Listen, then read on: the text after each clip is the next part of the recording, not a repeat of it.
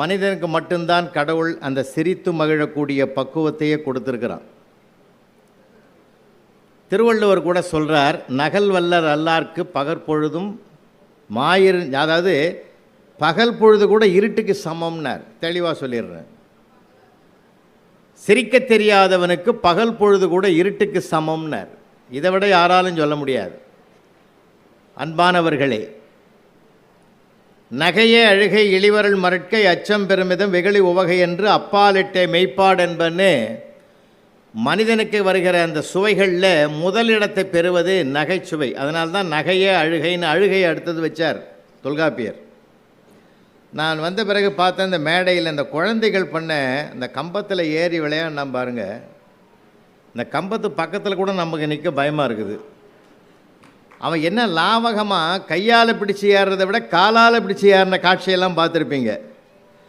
அந்த பிள்ளைகள் எந்த பள்ளியில் படிக்கிறாங்கன்னு எனக்கு தெரியாது. ஆனால் அந்த பள்ளிக்கூடத்தில் இந்த பிள்ளைகளுக்கெல்லாம் நிறைய மார்க் போடுங்க ஐயா. ஏன்னா இந்த மாதிரி ஒரு சிறப்பம்சம்னு ஒன்று இருக்குல்ல, இது எல்லாராலும் செய்ய முடியுமா? மாநில ஸ்டேட் ஃபஸ்ட்டு டிஸ்ட்ரிக்ட் ஃபஸ்ட்டு எடுக்கிறவங்க கூட கிட்டே வரமாட்டான். அதனால தான் நான் சொல்கிறது, திறமை இல்லாதவர்கள் பிரபஞ்சத்தில் படைக்கப்படுவது இல்லை. அவரவர்களுக்கு ஒரு திறமையை கடவுள் வச்சிருக்கிறான். அதில் இந்த பிள்ளைகளுடைய திறமை அபார திறமை, ரொம்ப ரொம்ப அற்புதமாக பண்ணிச்சுங்க. எல்லாரை விட ஏறி அந்த கம்பத்து மேலே உட்காந்தான் பாரு, அவனை விட அவன் மடியில் நின்னான் பாருங்க ஒரு குழந்தை. அவன் முகத்தை தான் நான் பார்த்தேன். தைரியமாக பயமில்லாமல் உட்காந்துக்கிறான் சார். அவன் எவ்வளவு ஒரு ஆர்வம். அந்த பிள்ளைகளுக்கெல்லாம் ஒட்டு மொத்தமாக ஒரு கைத்தட்டல் கொடுங்களேன். ஏன்னா இந்த பாராட்டு தான் சார் அடுத்த படிக்கட்டில் கால் வைக்க விரும்பும். பிள்ளைகளை என்றைக்குமே பாராட்டணும். அது யாருக்கு அதிகமாக பாராட்டுகிற உணர்வு வரும்னா, எதையும் எளிமையாக நகைச்சுவையோடு எடுத்துக்கொள்கிற மனம் படைத்தவர்களால் தான் அது சாத்தியமாகும். ஏன்னா மனிதனுக்கு சுபாவம் என்னென்னா, எடுத்த உடனே குறையதான் பார்ப்பான். ஒரு வெள்ளை வேஷ்டியில் ஒரு கருப்பு புள்ளி இருந்தால் அந்த கருப்பு புள்ளியை பற்றி தான் ஆராய்ச்சி பண்ணுவானே தவிர 99% வெள்ளையை பற்றி நினைக்க மாட்டான். இது மனித சுபாவம் சார். இது நீங்கள் பஸ்ஸில் கூட பயணம் பண்ணுங்களேன், ஜன்னல் வர சீட்டு கிடைக்கிறது பெரிய பாக்கியம் பண்ணியிருக்கணும், புண்ணியம் பண்ணியிருக்கணும். அது இப்போ ஜன்னல் வர சீட்டும் கிடச்சிடுது. 10 ரூபா கொடுக்குறேன் டிக்கெட்டு 9 ரூபா 50 பைசா. மீதி 50 பைசா சில்லறைக்காக இந்த 1 மணி நேர பயணத்தை அந்த 50 பைசா கொடுக்காத கண்டக்டரையே அப்பப்போ போக வர பார்த்தே எல்லா சுகத்தையும் இழக்கிறவன் தான் மனிதன். விளையாட்டுகளில் இது மனித சுபாவம். எனக்கு சேர்த்து தான் நான் சொல்கிறேன். அப்போது நான் என்ன கேட்குறேன்னா, இந்த சிரிப்போம் சிந்திப்போம்ன்ற தலைப்பிலை ஒட்டி ஒரே ஒரு செய்தியை நான் முதல்ல உங்களுக்கு பதிவு பண்ணிடுறேன். இந்த உலகத்தில் வேண்டாத மனிதர்களும் இருப்பார்கள், வேண்டத்தகாத காட்சிகளும் நம் கண் முன்னாலே தெரியும். வேண்டாத மனிதர்களையோ வேண்டத்தகாத காட்சிகளையோ நாம் பார்க்க நேரிடும் போது இந்த மனதை கண்ணாடியாக வைத்துக்கொள்வோம். ஏன்னா கண்ணாடி எப்போ காட்டுமா, காட்டின பிறகு தான் காட்டும். அது காட்டாத போது காட்டவே காட்டாதது. வேண்டியதும் வேண்டிய மனிதர்களும் வேண்டிய நிகழ்வுகளும் நம் கண் முன்னால் நிகழ்ந்தால் அப்பொழுது நம்முடைய மனதை கேமராவாக மாற்றிக்கொள்வோம். கேமரா வாங்கி உள்ளே வச்சுக்கும். வேண்டாததை பார்க்க நேரிட்டால் கண்ணாடியாகவும், வேண்டியதை பார்க்கிற போது மனதை கேமராவாகவும் மாற்றிக்கொள்ளுகிற மனப்பக்குவம் பெற்றுவிட்டால் மனிதனுக்கு வாழ்க்கையில் கஷ்டம்னு ஒன்று வரவே வராது. மகிழ்ச்சி தான் அவனுக்கு பெருகிக்கிட்டே இருக்கும். இதுதான் உண்மையான செய்தி. ஏன்னா அந்த மனம் என்ற ஒன்றைத்தான் நம்ம கடவுள் கொடுத்துருக்குறான். மனசு குதூகலமாக இருக்கணும் சார், எதையும் ரசிக்க பழகணும். எனக்கு பாரதியார் இடத்துல ரொம்ப பிடித்த வரி எது தெரியுமா? எத்தனை கோடி இன்பம் வைத்தாய் எங்கள் இறைவா. சார் அவனுக்கு பட்டினி சார், உப்பு இல்லை பருப்பு இல்லை அரிசி இல்லைன்னு ஏங்கவே இல்லை ஒரு நாள் கூட. வல்லமை தாராயோ இந்த மாநிலம் பயனுற வாழ்வதற்கேன்னு தான் பெரிய வரத்தை கேட்டானே தவிர எனக்கு இப்போ அடுத்த வேலைக்கு சாப்பாட்டுக்கு வழி பண்ணுன்னு அவன் கேட்கவே இல்லை. அவ்வளவு உயரிய சிந்தனை. அதனால்தான் அவனுக்கு உலகத்தையே பார்க்குற போது அத்தனை கோடிக்கணக்கான இன்பங்கள் கொட்டி கிடக்குதுன்னு பாடினான். அதனால் எதையும் நம்ம ரசிக்க பழகும். அன்றைக்கி ராத்திரி 1 மணி, மிட் நைட்டு 1 மணிக்கு எழுந்து ஒரு அம்மா மேக்கப் பண்ணுது. அவன் வீட்டுக்காரனே கேட்டுக்கிறான், அடியே இந்த நேரத்தில் ஏன்டி மேக்கப் பண்ணுறேன்னு கேட்டிருக்கான். சும்மா வாய மூடின்னு படியா, நான் ஃபேஸ் லாக்கு வச்சுக்கிறேன் செல்லில், மேக்கப் கலைஞ்சு போச்சு, அது ஓப்பன் ஆக மாட்டேனுது, அதனால தான் நான் மேக்கப் போட்டுக்கிறேன்னுச்சு. அப்போ அவன் சொன்னான், உன் ஒரிஜினல் மூஞ்சி செல்லுக்கே பிடிக்கலடேனா, ஆனால் உன்னை பிடிச்சி உன் கூட நான் வாழறேனே, என்ன நான் எவ்வளோ பெரிய உயர்ந்த மனுஷன் கொஞ்சமாவது யோசிந்தான். சின்ன சின்ன விஷயங்கள் சார் நிறைய இருக்குது. நம்ம அன்றாடம் பேச மறந்ததுனாலே பெரிய மகிழ்ச்சிகள் எல்லாம் இழந்துட்டோம்.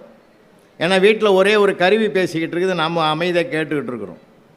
உண்மையிலே இந்த தாய்மார்களெல்லாம் நான் கையெடுத்து வணங்குறேன். அங்கங்கே இருக்கிற தாய்மார்களை சீரியலை தியாகம் பண்ணிட்டு வந்திருக்கிறது லேசான விஷயம் இல்லை. ஏன்னா இன்றைக்கி வேணாயா புலவர் பேசுகிறாரு, மனுஷபுத்திரன் மிக பிரம்மாண்டமான ஒரு மனிதர், அறிஞர். அவர் எனக்கு அடுத்து அவர் பேச இருக்கிறார். அவர் ஒரு மிக பிரம்மாண்டமான எழுத்தாளர், ஒரு புரட்சி எழுத்தாளர். அவர் சமூக சமநீதி உருவாவதற்காக தன்னை அர்ப்பணித்து கொண்ட எழுத்துலக சக்கரவர்த்தி. அவர் எனக்கு பிறகு பேச இருக்கிறார். ஐயா அதெல்லாம் இங்கே நல்லா கேளுங்க. ஏன்னா அதனால் அதுக்காக வந்திருக்கிற தாய்மார்களை நான் பாராட்டுறேன்.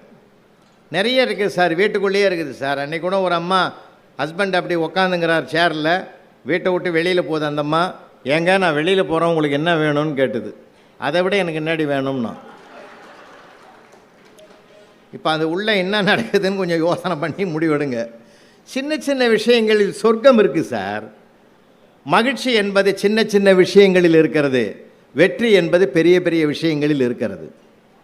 மனிதன் ஒன்றை பார்த்து மகிழ்ச்சி அடையணும்னா ஒன்று குழந்தையாக இருக்கணும், இல்லைன்னா குழந்தைகளோடு இருக்கணும். நம்ம குழந்தை மனசு. அதனால தான் நீங்கள் மூத்த பெருமக்கள்லாம் நிறைய பேர் இருக்கீங்க. 60 வயதை தாண்டிட்டிங்கன்னா உங்கள் பேரம் பேத்தியோட மகிழ்ச்சியாக பேசுங்க. உலகமே அவங்க தான். இப்போது அவங்கள மாதிரி ஒரு சொர்க்கம் உலகத்திலே கிடையாது சார். அன்றைக்கி ஃபஸ்ட் ஸ்டாண்டர்ட் படிக்கிற பையன் போய் அவங்க அப்பாவை கேட்டிருக்கிறான், டேடி இன்றைக்கி ஒரு ஸ்மால் பேரண்ட் மீட்டிங் இருக்குது, நீ வரணுன்னு இருக்கிறான். டேய் பெற்றோர் ஆசிரியர் கழகம் மீட்டிங் தான் நான் கேள்விப்பட்டுக்கிறேன், அது என்னடா ஸ்மால் பேரண்ட் மீட்டிங்? உனக்கு ஒன்றுமே தெரியலப்பா, அம்மா சொல்கிறது அவ்வளோ கரெக்டுப்பா. நீங்கள் நான் எங்கள் மிஸ்ஸு 3 பேர் தான் மீட் பண்ணுறோம். இது ஏதோ தப்பு பண்ணிட்டு வந்துக்குது. உங்கள் அப்பாவை கூட்டின்னு வடான்னுக்கிறாங்க இந்த மிஸ்ஸு. அவன் என்ன பண்ணிட்டான், உன்னை கூட்டின்னு வர சொன்னாங்கன்னா இவர் என்கொயரி பண்ணி அடிப்பாருன்னு சொல்லி ஒரு ஸ்மால் பேரண்ட் மீட்டிங்னு அதை டெவலப் பண்ணான். பார்த்தீங்களா? இதை விட ஒரு சிறப்பான ஒரு மகிழ்ச்சி உலகத்தில் கிடைக்குமா ஐயா? அரை மணி நேரம் சீரியலுக்கு கூட 5 விளம்பரம் தேவைப்படுது. நீங்கள் ஒரு அரை மணி நேரம் குழந்தைகிட்ட பேசி பாருங்கள், எந்த விதமான இடைவேளையும் தேவையே இல்லையா. இடைவேளையே இல்லாமல் பேசிக்கிட்டே இருக்கலாம். அவ்வளவு அழகாக பேசுதுங்க பிள்ளைகள்லாம். இன்றைக்கி அண்ணா நகரில் ஒரு வீட்டில் கதவை தட்டுறோம், ஒரு புடிப்பையன் வந்தான் சார். அப்பா எங்கடான்னா வேலைக்கு போய்க்கிறாருன்னா, அம்மா எங்கடான்னா மார்க்கெட்டு போய்க்குதுன்னா, அண்ணன் எங்கடான்னா கிரிக்கெட் ஆட போய்க்கிறான். எனக்கு கோவம் வந்துடுது, நீ எங்கேயோ போகிறதானடான்னு. இப்போ நான் கூட என் ஃப்ரெண்டு வீட்டில் தான் இருக்கிறேன்னா, இப்போ நான் தான் வீடு மாறி வந்துட்டேன்றதை இன்னும் அழகாக சொல்கிறான் அந்த பையன். நீங்கள் எல்லா சூழ்நிலையும் ரசிக்கணும் சார். நம்ம ரசிக்கிறதுக்கு நம்ம மனசை தயாராக வச்சுக்கணும். எப்போ பார்த்தாலும் ஏதோ ஒரு சிந்தனை. இன்னொன்று தெரியுங்களா, இருப்பதற்கு மகிழ பழகுவோம், இல்லாததற்கு ஏங்கவே வேண்டாம். இருப்பது இறைவன் தந்தது, இல்லாதது இனிமேல் இறைவன் தரப்போவது என்ற நம்பிக்கையோடு வாழ்க்கை நடத்தும். மகிழ்ச்சிக்கு பஞ்சமே இருக்காது சார், பஞ்சமே இருக்காது. நான்லாம் 36 ஆண்டுகள் ஆசிரியர் பணியில் இருந்தவன் படித்தார் ஐயா. வரவேற்பில் அழகாக சொன்னார் அறிமுக உரையில். 2006 மேதக அப்துல் கலாம் அவர்கள் நான் வணங்குகிற இதய தெய்வம் அவர். அவரை போல ஒரு உத்தமர் இனி பிறப்பாரா என்பதே கேள்விக்குறி. அவ்வளவு அற்புதமான மனிதர் அவர். அவரை பற்றி இன்னும் நிறையா உலகம் தெரிஞ்சுக்கல. அவர் இந்திய திருநாட்டில் பிறந்ததற்கு இந்திய மண் தவம் செய்திருக்க வேண்டும். அப்படிப்பட்ட ஒரு உயர்ந்த மேதை. நான் 2015 நாசாவுக்குள்ளே 2 நாள் இருந்தேன். இந்த நாசா விஞ்ஞான ஆய்வுக்கூடத்துக்குள்ள 2 நாள் இருந்தபோது தான் அவரை இன்னும் ஒரு உயரத்தில் நான் பார்த்தேன். ஏன் தெரியுமா? இப்போ இந்த விழுப்புரத்தில் நம்முடைய வருவாய்த்துறை அரசு நடத்துகிற இந்த புத்தக திருவிழாவை பார்க்கணுன்னா நாசாவுக்குள்ளே அடுத்த செகண்டே பார்க்கலாம். அவ்வளவு டெக்னாலஜி உள்ள இடம், அது தொழில்நுட்பம் உள்ள இடம். ஆனால் பொக்ரான் அணுகுண்டு சோதனை நடத்தின போது 45 நிமிஷத்துக்கு பிறகுதான் அவர்களுக்கு தெரிந்ததே தவிர அவர்களால் கண்டுபிடிக்கவே முடியவில்லை. அதனால் தான் அமெரிக்கா மறுநாளே சொன்னால் இந்தியா வல்லரசாகும்னு சொன்னோம். எவ்வளோ பெரிய விஷயம். அது கூட செவி வழி செய்தியாக நான் கேட்டது. செவி வழி செய்தி, ரெக்கார்டில் இல்லை, செவி வழி செய்தியாக கேட்டது. அப்போ பிரைம் மினிஸ்டராக இருந்தவர் அடல் பிகாரி வாஜ்பாய் அவர்கள்.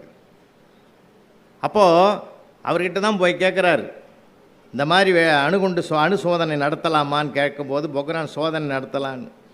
அப்போ பிரைம் மினிஸ்டர் சொல்லியிருக்காரு, அதெல்லாம் வேணாம், அதெல்லாம் வெளியில் தெரிஞ்சிடும், அந்த ரகசியம் வெளியில் போயிட்டா வம்பா போடும்.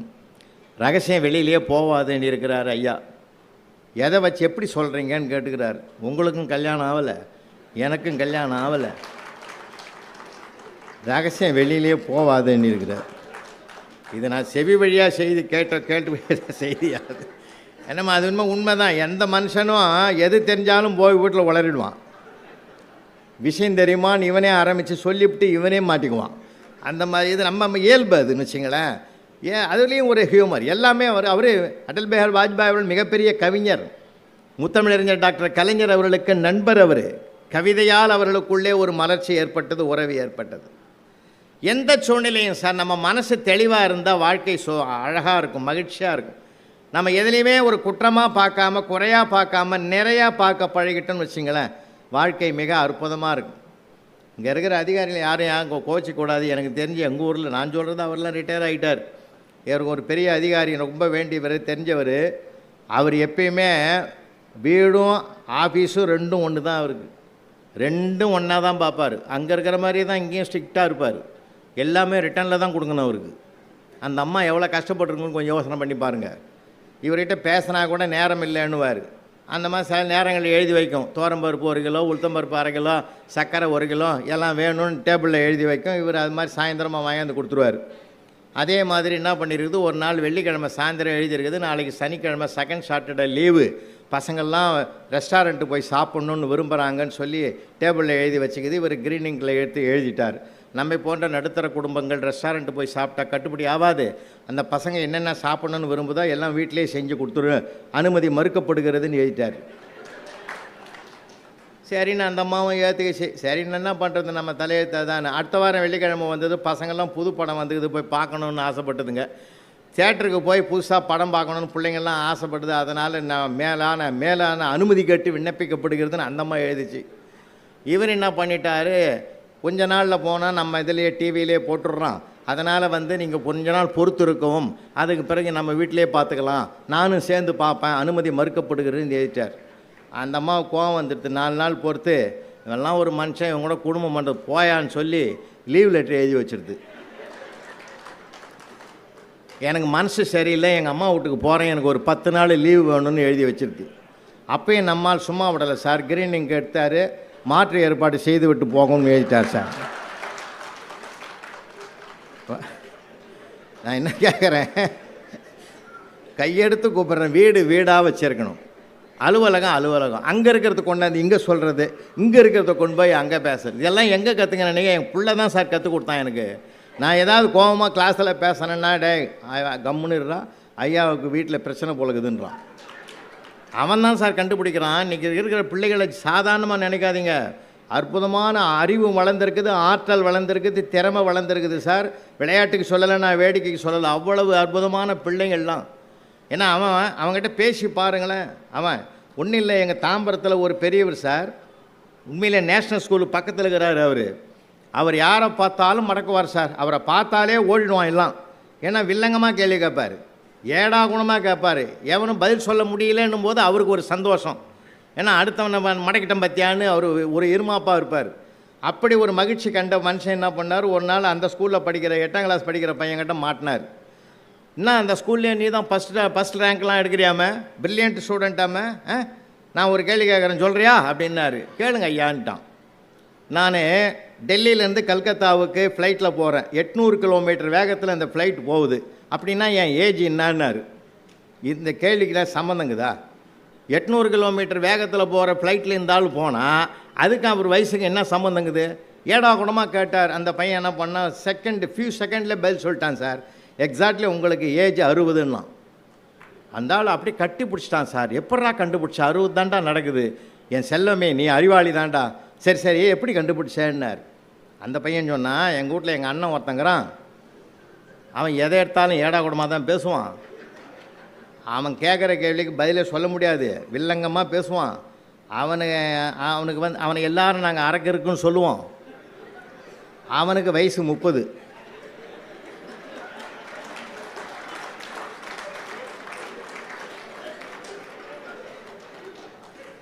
அரக்கருக்கு 30ன்னா முழுக்கருக்கு 60 தானே இருக்கணும். அதை வச்சு தான் நான் கணக்கு போட்டேன்னா அன்னையோட அவர் டைரி எடுத்து எழுதிட்டார், இனி வாழ்நாளில் நான் எவனையுமே கேள்வி கேட்க மாட்டேன். அதனால் சின்ன பிள்ளைங்கன்னு நினைக்காதீங்க நீங்கள். அவன் அவ்வளோ அபாரமாக இருக்கிறான் சார். நான் யூடியூப்பில் வர என்னதெல்லாம் பார்த்துருப்பீங்க. இப்போ என் புத்தகத்திலேயே நான் முத எழுதினேன், ஒரு 20 வருஷத்துக்கு முந்தைய எழுதினது. ஒரு அருமையான சம்பவம், அதை மறக்கவும் முடியாது என் வாழ்க்கையில். தெரிஞ்சிருந்தாலும் உங்களுக்கு நான் நினைவுபடுத்துகிறேன். ரொம்ப சுவையான சம்பவம் அது. 6ஆம் கிளாஸ் தான் சார் அது. நான் சின்ன பிள்ளை, பெரியவரை வியத்தலும் இளமே சிறியவரை இகழ்தல் அதனேனும் இளமேன்னு புறநானூற்று புலவன் சொன்னதை நான் வாழ்க்கையில் கடைபிடிக்கிறவன். 6ஆம் கிளாஸ் பையன் சார். அது மார்க் 2 மார்க் ஃபெயில் ஆகிட்டாப்புல, 33 தான் வாங்கியிருக்காளுக்கு. என் பக்கத்தில் அப்படி பவ்யமாக நின்னான். என்ன நிற்கிறேன்னு, 2 போட்டிங்கன்னா நம்ம லைஃப்லேயே பெரிய வெற்றி கிடைக்கிற மாதிரி தான். என்ன 2 போட்டால் லைஃப்பில் என்ன வெற்றி? இல்லை சார், 33 போட்டு ஃபெயில் ஆகி வச்சுருங்க, 2 போட்டிங்கன்னா என் பரம்பரையிலே பாஸ் பண்ண சந்தோஷம் எங்களுக்கு வரும் சார்.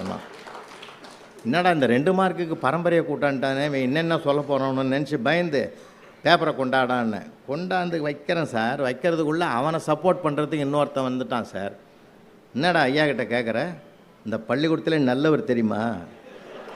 இந்த வார்த்தையை கவனிச்சிக்கினே வாங்க. அவரை மாதிரி நல்லவர் யாரா இருக்கிறாங்க? என்னடா கேட்ட? அவனை 2 மார்க் கேட்டேன்டா சார்.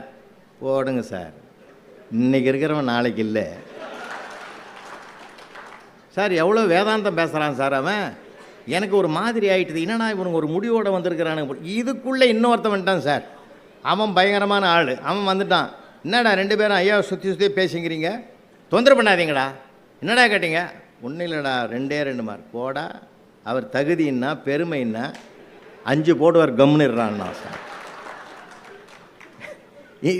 இனியும் ஒருத்தன் எதனா பண்ணிட்டு போகிறான்னு சொல்லி அந்த 33 போட்ட மார்க்கை வாங்கி அந்த பேப்பரை வாங்கி அங்கே இங்கே அட்ஜஸ்ட் பண்ணி, எங்களுக்கு தெரியும் எங்கெங்கே போடணுன்னு, போட்டு ஒரு அரை அங்கேயும் போட்டுக்கிட்டு சூழ்ச்சி எதுக்கு போட்டோம்னு எங்களுக்கே தெரியாத அளவுக்கு சூழ்ச்சிடுவோம். அதை சூழ்ச்சி எல்லாத்தையும் பண்ணிவிட்டு கொண்டாந்து இவங்ககிட்ட கொடுத்தேன் சார். 38 ஆக்கி கொடுத்தேன் சார். பேப்பரை வாங்கிக்கினேன். இந்த கடைசியில் அவனுக்கு 5 போடுவான்னு சொன்னான் பார்த்தீங்களா, அவனை பார்த்து சொல்கிறான், என்னமோட உன் புண்ணியத்தில் நான் பாஸ் ஆகிட்டேன்ட்டான் சார். அவன் போட்டது நான் சார், புண்ணியம் அவனுக்கு சார். இதுதான் சார் பிள்ளைகள். அவங்க கூட ஜாலியாக இருக்கணும் சார். அதனால தான் எப்பயுமே குழந்தைகள் தினம்னு ஒன்று கொண்டாடுறோம் இல்லையா? எப்போ? நவம்பர் 14. இன்னொரு தினம் கொண்டாடுறோம், காதலர் தினம்னு ஒன்று கொண்டாடுறோம். எப்போ? எல்லாம் ஞாபகம் வச்சுருக்கோம் பாருங்கள். ஒரு குறள் சொன்னால் ஞாபகம் வராது. காதலர் தினம் பிப்ரவரி 14, குழந்தைகள் தினம் நவம்பர் 14. சரியாக பாருங்கள், நம்மளால் அறிவாளிங்கய்யா. டேட்டு கூட எப்படி வச்சுக்கிறான் பாரு, நடுவில் சரியாக 10 மாதம். நீ கணக்கு போட்டு பாருங்களேன், கரெக்டாக போட்டு வச்சுக்கிறான் கணக்கை. குழந்தைகள் தினம்னு கொண்டாடக்கூடாது சார், குழந்தைகளை தினமும் கொண்டாடணும் சார். நிஜமாக சொல்கிறேன். குழந்தைங்கிட்ட நம்மெல்லாம் அம்மா தாத்தா பாட்டி பெரியப்பா சித்தப்பா அப்பாலாம் எவ்வளோ சார் பேசியிருப்பாங்க நம்மக்கிட்ட? எவ்வளோ பேர் பேசியிருப்பாங்க? நினச்சா என் வாழ்க்கையில் மறக்க முடியாது. எங்கள் பெரியப்பா சார் 16 பசங்க சார். அவருக்கு யாராவது கேட்டால் பகவான் அவ்வளோதான் கொடுத்தாருன்னுவார். சம்மந்தம் இல்லாத பேசுவார் அவர். பகவான் கொடுத்தாரா, வரவன் சும்மா இருக்க மாட்டான், பகவான் கொடுப்பாரா இப்படி நிறுத்திட்டாரான்னு, கொடுக்காம எங்கே போடுறான்னுவார் சார். அவளை அன்றைக்கி 100 ரூபா சம்பாரித்தான் 1000 ரூபா வாழ்க்கை வாழ்ந்தான் சார். இன்றைக்கி 1000 ரூபா சம்பாதிக்கிறோம், 100 ரூபா வாழ்க்கை கூட நம்ம வாழலை சார். கருவிகளை கட்டின்னு அழறான், அவன்லாம் உறவுகளை கட்டின்னு கோடி அப்படி வாழ்ந்த வாழ்க்கையாக வாழ்ந்தான் சார். ஆனந்தமான வாழ்க்கை வாழ்ந்தான் சார். 16 பதில் 10 ஆம்பளை பிள்ளைங்க சார், 6 பொம்பளை பிள்ளைங்க சார். யாராவது கேட்பாங்க அந்த பையனுக்கு பேர் என்னான்னு, உடனே எங்கள் பெரியப்பா எங்கள் பெரியம்மா கிட்ட சொல்லுவார், அந்த 8ஆம் நம்பர் பையனுக்கு பேர் கேட்குறாரு சொல்லுன்னுவார். ஏன்னா இவருக்கு ஞாபகம் வச்சுருக்க முடியாது, அது நம்பர் தான் சீரியல் நம்பர் போட்டு வச்சுக்கிறார். இத்தனைக்கு அவர் போஸ்ட் மாஸ்டர் சார், வெளியிலையும் டெலிவரி உள்ளேயும் டெலிவரி. அதனால் வாழ்க்கையில் ஆனந்தம் சார், மகிழ்ச்சியாக இருக்குங்க. இன்றைக்கி நம்ம ஒரு பொண்ணு ஒரு பையனை வச்சுக்கிட்டு அவஸ்தைப்பட்டு கிடக்கிறோம். அதை பாசம் காட்டுறதா, அதை கண்டிக்கிறதா, பாசம் காட்டினா மோசம் போயிடுமா, கண்டிச்சா வீட்டை விட்டு ஓட்டிடுமா, பயப்படுற நாம் ஒன்று மட்டும் ஞாபகம் வச்சுங்க, குழந்தைகள் மேலே நம்பிக்கை வைங்க, அவன் நட்சத்திர மனிதனாக மாறுவான். மார்க்கெடுன்னு அவனுக்கு வராதது ஒன்றாலும் வந்தால் மார்க் எடுக்கட்டும், வரலன்னா அது இந்த மாதிரி ஸ்போர்ட்ஸில் விளையாட்டில் உறுதியாகட்டும், சந்தோஷமாக இருக்கட்டும் சார். டெண்டுல்கர் என்ன ஸ்டேட் ஃபஸ்ட்டாக வந்தார், உலகத்திலே பெரிய பேட்ஸ்மேன் பேர் வாங்கலையா, தோனி வாங்கலையா? அவனுக்கு என்ன திறமையில் என்ன வருதோ அதை உருவாக்கி கொடுப்போமே, அதுதான் நம்ம பெற்றோருடைய மிகப்பெரிய கடமை. ஏன்னா நம்ம என்ன பண்ணுறது, இப்போ வரப்போகுது நீட் எக்ஸாம், அதுக்குள்ளே இப்போ நிறைய பேர் ட்ரைனிங் பண்ணுறான், நீ தான் டாக்டர் அவன் மண்டையில் புகுத்தி உலகத்திலேயே அதை விட ஒரு தொழில் உலகத்திலே கிடையாதா? இல்லை சார், அவனை வேலை தேடுபவனாக மாற்றுவதை விட மற்றவர்களுக்கு வேலை தருகிற இடத்தில் கொண்டு போய் உயரத்தில் நம்ம உட்கார வைக்கிறதுக்கு ஆசைப்படக்கூடாதா? நம்ம யோசிக்கணும் சார். அது மாதிரி தான் நம்மளை பூஸ்ட் பண்ணி தான் பிள்ளைகள் மோசமாக போகிறான். சேலத்தில் ஒரு பையன் அப்படி தான் சார், ஒரு 2 வருஷத்துக்கு முந்தி நீட்டில் ஃபெயில் ஆகிட்டான்னு சூசைட் பாயிண்ட் பண்ணிட்டு தான். அந்த தற்கொலை என்ற தாழ்வு மனப்பான்மை போகிறதுக்கு காரணமே இந்த சமூகத்தினுடைய மாற்றம் தானே சார். அவன் என்ன பண்ணான், செல்ஃபோன் டவரில் ஏறி உட்காந்துட்டான் சார். உயரமான இடம் அதுதான் நான் முடிவு பண்ணிட்டான். ஏற்காடு மலை விட அது உயரமாகுது. அதில் ஏறி உக்காந்துட்டான் சார். ஊரே திரண்டு அவனை கெஞ்சுது, வாடா இறங்கி வாடா, உழாதரா வேணாண்டா, நீ ஒரே புள்ளடா. நான் அம்மா அப்பாலாம் கெஞ்சுறான், சொல்லி கொடுத்த வாத்தியாரெலாம் கெஞ்சுறான். அந்த பையன் வரமாட்டேன்னு முடிவு பண்ணி நான் கீழே விழ போகிறேன், மாற்றமே இல்லைன்னா சார். கடைசியில் அவன் விடுற நேரத்தில் அவன் ஃப்ரெண்டு ஓடியாந்தான் சார். டேய் நண்பா, பறந்தாமா, உழுந்துராதரா. நான் வரும்போதே ஒரு பெரியவரை கேட்டேன், மூத்த பெரியவரை கேட்டேன்டா. அவர் ஒரு பெரிய ஆன்மீகவாதி. அவர் சொன்னார்ரா, ஒரு அகால மரணம் அடைஞ்சு அடுத்த பிறவி உண்டு தம்பி அப்படின்னு சொல்லிட்டார்ரா.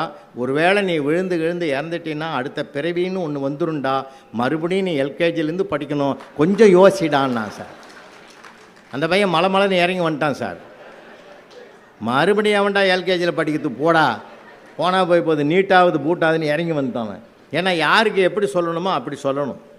நாம் நிறைய பேர் அப்படி இல்லை, அந்த மாதிரி தான் இருக்குது இன்றைக்கி உலகம். அப்படி தான் சார் புரிஞ்சுக்குவான். தாம்பரத்தில் எனக்கு ஒரு நண்பன் இருக்கான் சார், அவனுக்கு உடம்பு சரியில்லை. மடிப்பாக்கத்தில் எனக்கு வேண்டிய டாக்டர் ஒருத்தர் இருக்கிறாரு. அவர்கிட்ட போடா, டோக்கன்லாம் போட்டுன்னு தான் போகணும், என் பேரை சொல்லு, கண்டிப்பாக உள்ளே விட்ருவாங்கன்னு. அப்படியா அப்படின்னு போனான் சார். போய் 1/2 மணி நேரத்தில் வந்துட்டான் சார். அதுக்குள்ளேடா பார்த்துட்டேன்னு போய் அனுப்பின பாரு ஒரு டாக்டரை, போயா அப்படின்ட்டான். ஏன்டா அவ்வளோ வெறுப்பாக சொல்கிறான், அவர் தான்டா அற்புதமான டாக்டர். ஆமாம் ரைட்டு. அவர் போகும்போதே கிளினிக்கு அந்த படிக்கட்டுங்க கீழே ஒரு போர்டு வச்சுருந்தார், மேலே போகும் வழின்னு வச்சுக்கிறாரு. சென்டிமெண்ட்டாக எனக்கு சரியில்லை. நீ சொன்னேன்றதுக்காக நான் படியில் ஏறி மேலே போனால் அங்கே போர்டை பார்த்துட்டு பகீர்னு ஆகி போச்சு. டாக்டர் வைகுண்டம்னு வச்சுக்கிறாரு, கீழே மேலே போகும் வழின்னு வச்சுக்கிறாரு, மேலே வைகுண்டம்னு வச்சுக்கிறாரு. இவர்கிட்ட காட்டினா நமக்கு வேலைக்கு ஆகாத, நான் வீட்டுக்கு வந்துட்டேன்ட்டான். இன்றைக்கி இந்த சென்டிமெண்ட்டு நம்ம எப்படி எடுத்துக்கிறோம் சார், ஒவ்வொன்று நாம் எடுத்துக்கிறத பொறுத்து தான். மனம் எப்படி உயர்வாகவும் கருதலாம், தாழ்வாகவும் கருதலாம், இன்பமாகவும் கருதலாம், துன்பமாகவும் பார்க்கலாம். மனம்தான் சார் மனிதனை தீர்மானிக்குது. மனிதனை தீர்மானிப்பதே மனம்தான் சார், மனம்தான். இப்போ நம்ம தனபால் ரெட்டியார் இருக்கார், இங்கே இருக்கிற மேடையில் கம்பெனி தலைவர் இருக்கார். என்னை பார்த்துட்டு ஒரு 10 கிலோ அரிசியை கையில் கொடுத்து, அருமையான அரிசியாக, விழுப்புரம் மாவட்டத்தில் எங்கேயுமே கிடைக்காது, நல்ல பச்சை அரிசி, அருமையான அரிசி, இதை எடுத்துன்னு பஸ் ஸ்டாண்டு வரைக்கும் தூக்கின்னு வாண்டுறாரு. எனக்கு ரொம்ப கஷ்டமாக இருக்குது, ஏன் இவ்வளோ சுமையை கொடுத்தாருன்னு, 10 கிலோவை தூக்க வச்சிட்டாருன்னு. அதே தனபால் ரெட்டியார் என் கையில் ஒரு அழகான 10 கிலோ வெயிட் இருக்கிற குழந்தையும் கையில் கொடுக்குறார். இந்த குழந்தைய பஸ் ஸ்டாண்டு வரைக்கும் அதை கொஞ்சம் தூக்கின்னு வரேன். அந்த அரிசியை தூக்கின்னு வரும்போது சிரமமாக தூக்கின்னு வந்தேன். ஒன்று சுமையாக தெரிகிறது, இன்னொன்று சுகமாக தெரிகிறது. ரெண்டும் 10 கிலோ வெயிட்டு தான். இந்த சுமையோ சுகமோ தீர்மானிப்பது மனம்தான் என்பதை நாம் புரிந்து கொண்டால் அந்த மனதிலே சுகத்தை மட்டும்தான் பார்க்க பழகும். நம்ம மனசு தான் சார் தீர்மானிக்குது. அதனால தானே நிறைய பேர் சொல்கிறேன், என் மனசே சரியில்லைன்னா. மனசே சரியில்லைன்னா எல்லாம் மகிழ்ச்சியாக இரு. ஆண்டவனுக்கு கொடுத்துருக்கிற மிகப்பெரிய சிறப்பு சார் அது. சிரித்து மகிழ்வது தான் இறைவன் நமக்கு கொடுத்துருக்கிற மிகப்பெரிய வரம்.